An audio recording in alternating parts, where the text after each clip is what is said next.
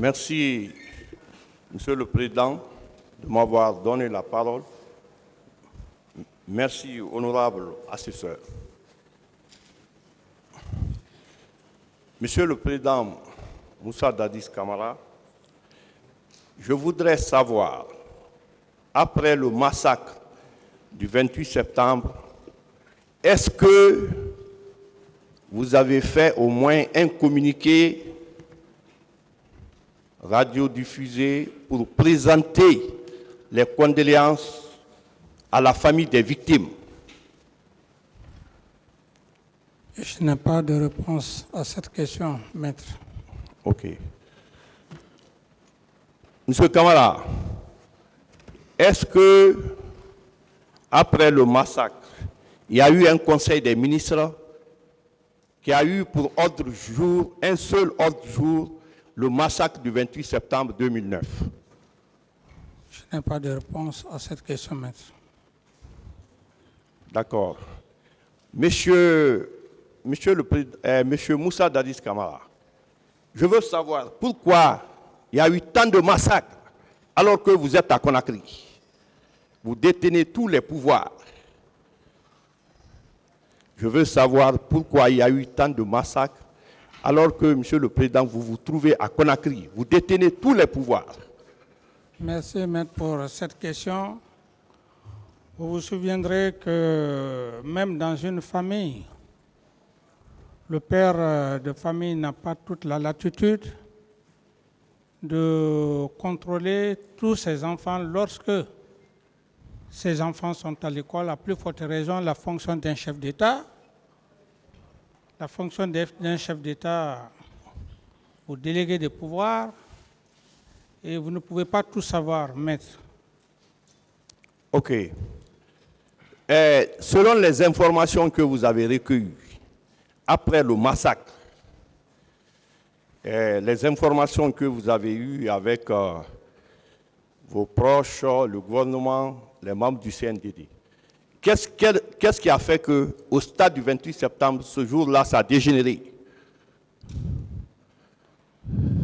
C'était indépendamment de ma volonté, maître. OK. Monsieur Moussa Dadis Camara, lorsqu'il y a eu le massacre, la CEDEAO a déclaré qu'elle allait envoyer une force d'interposition pour protéger les civils. Mais vous vous êtes opposé. Quelle était votre motivation? Je n'ai pas de réponse à cette question, maître. D'accord. Monsieur Kamala, est-ce que vous savez, est-ce qu'au moment des faits, le pouvoir était détenu par vous et qu'à tous les postes de commandement militaire, c'est vous qui nommez les gens? Mais maître, ça c'est... Je ne peux pas fuir ma responsabilité. Au moment des faits, j'étais président. Et même après les massacres, j'étais encore président. C'est par la tentative d'assassinat contre ma personne qui a fait que j'ai quitté le pays. OK. Monsieur Kamala, vous avez dit dans votre procès verbal, interrogatoire du 13 juillet 2015, vous avez déclaré que vous avez hérité d'une armée en déliquescence. Donc, vous le maintenez, une armée incontrôlée, vous le maintenez, non? Tout à fait. Voilà. Mais je veux savoir comment vous avez reçu à prendre le pouvoir et mettre 22 généraux à la retraite, alors que vous héritez d'une armée incontrôlée, mal organisée. Je ne saurais répondre à cette question, maître. OK.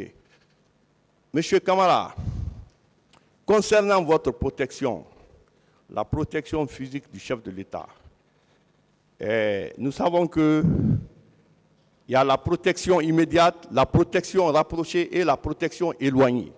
Je veux savoir quelles étaient les unités qui étaient rattachées à la présidence pour votre protection, mais qui n'étaient pas la présidence, donc la protection éloignée. quelles étaient les unités dans la capitale qui étaient rattachées à la présidence pour votre protection? Je ne saurais répondre à cette question, maître. S'il vous plaît. Je dis, je ne saurais répondre à cette question, maître. OK. Quel était l'effectif du régiment, qui assurait votre protection? Il ne me revient pas de vous le dire, maître. Qu'est-ce que vous dites? Il ne me revient pas de vous le dire, maître. OK. Monsieur Kamara, concernant la poudrière, tout le monde sait que la poudrière, c'est là où il y a l'arsenal de guerre. Le matériel du combat se trouve dans la poudrière. Comment quelqu'un qui est un sous-lieutenant peut détenir la clé? Parce que vous avez soutenu que la clé de la poudrière est détenue par Toumba. Qu'est-ce que vous en dites? Quand on parle de poudrière, ce n'est pas ce que vous imaginez pour dire qu'il y a une maison ou un magasin spécial dont les autres unités ne peuvent pas avoir leur magasin d'armement. Donc tout magasin d'armement où il y a des obus, des armes de guerre,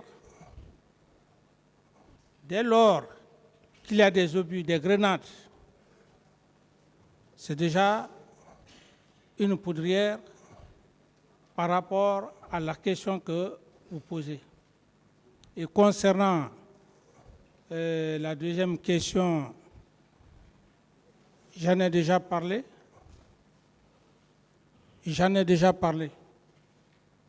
OK. Je veux savoir, est-ce que vous avez soutenu ici que le magasin d'armement, la clé était détenue par Toumba? Vous le confirmez? J'en ai déjà parlé, maître. Voilà. Non, suivez la question qui vient. Moi, je vous pose la question selon laquelle, est-ce que, si vous dites que Toumba détient la clé, peut-être, est-ce qu'il ne détient pas l'une des clés? Parce qu'il peut y avoir plusieurs clés. Il peut détenir l'une des clés. Ou bien il détenait la clé principale. Il n'y avait pas une autre clé, sauf cette clé qu'il détenait. Lorsqu'on va se saisir des armes de guerre et lorsqu'on a des explosifs, cependant, le militaire n'est pas doté d'explosifs. Et comme je l'ai dit, avoir la clé d'armement, je prends juste un exemple. C'est comme lorsqu'on parle, par exemple, d'un travailleur, d'un agent de la Banque centrale. Et cet agent, il détient la clé, mais la clé est commandée par le gouverneur de la Banque centrale. C'est aussi clair que ça. OK. Donc, si je comprends, Toumba détenait la clé, mais à votre nom. Non. C'est lui qui sait comment il arrivait à s'armer. OK. Et vous avez déclaré que lors du massacre du 28 septembre, vous avez été informé par feu Joseph Makambo. Et vous avez voulu partir au stade, mais on vous a empêché. Monsieur le Président, je veux savoir, est-ce que vous n'êtes pas parti au stade, mais est-ce que c'est exclu à travers votre bureau où vous êtes assis que vous fassiez des communications téléphoniques pour parler à certains en termes d'instruction? Non. Donc, vous n'avez pas été au stade et vous n'avez pas téléphoné pour vous entretenir avec vos proches? Non. OK. Parce que c'est une piste qui peut être exploitée parce que les communications téléphoniques, on peut remonter la filière pour savoir le contenu des conversations le jour du 28 septembre, 27 septembre, 28 septembre, 29 septembre. Ça relève de la discrétion du tribunal. Tout à fait. Si vous avez Voilà. ces moyens... Monsieur Kamala, oui. Au niveau, je veux savoir quelles sont les attributions d'un commandant en chef des forces armées en transition, c'est-à-dire pendant son exercice. Monsieur le Président Moussa Dadis Kamara était commandant en chef des forces armées. Je veux savoir vos attributions. Je n'ai pas de réponse à cette question. OK. Monsieur Kamara, vous avez déclaré ici que vous partagez le pouvoir avec le général Sekouba Konaté. Je veux savoir, est-ce que, quand vous étiez aux affaires, entre les différents membres du CNDD, bien sûr, le premier vice-président, c'était Feu Mamadouba Toutou Kamara. Le deuxième vice-président, c'était général Sekouba Konaté. Est-ce qu'il y avait un écrit qui définissait les attributions de chacun dans l'exercice du pouvoir? Ça, c'est par rapport à la prise du pouvoir. C'était un compagnon d'armes auquel j'avais confiance.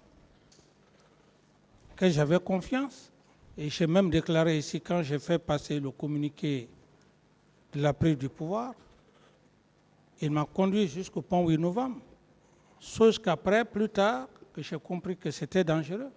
Donc, la confiance, c'est la confiance qu'il faut comprendre. Ce n'est pas un problème de hiérarchie, c'est la confiance. OK. Lors d'une interview sur RFI, le journaliste vous a posé la question par rapport au massacre du 28 septembre. Vous avez déclaré que ce n'est pas parce qu'on est président qu'on maîtrise la situation. Et les ministres, chaque ministre doit jouer son rôle. Qu'est-ce que vous dites par rapport à ça? Quelle analyse faites-vous de cette déclaration? Posez clairement la question, que la question soit simple. Pour ma compréhension. Reprenez la question, certes, il n'a pas compris. Oui, j'ai dit, lors de votre interview sur la radio France Internationale, quand le journaliste vous a posé la question, vous avez dit concernant le massacre, ce n'est pas parce que, concernant votre responsabilité, vous avez répondu aux journalistes, ce n'est pas parce qu'on est président qu'on maîtrise toute la situation. Il y a des ministres. Pourquoi il y a des ministres? Chaque ministre doit jouer son rôle. C'est ça. Oui, c'est tout à fait clair, maître, comme je vous l'ai dit, que ce n'est pas parce qu'on est président qu'on peut contrôler toute la situation. OK. Monsieur le Président, lors d'une interview, vous avez déclaré que si on entend la démocratie, ce sont les militaires. Rawlings au Ghana, ATT au Mali, et que vous êtes avec le bas peuple. Vous voulez savoir ce que le bas peuple veut. Quelle analyse faites-vous de cette déclaration? Mais le bas peuple, c'est, comme je l'ai dit, le bas peuple, ce n'est pas seulement les intellectuels qui sont là, c'est la population en souffrance, y compris les démunis, ceux qui vivent dans les quartiers, et les ménagères, par exemple, c'est un exemple.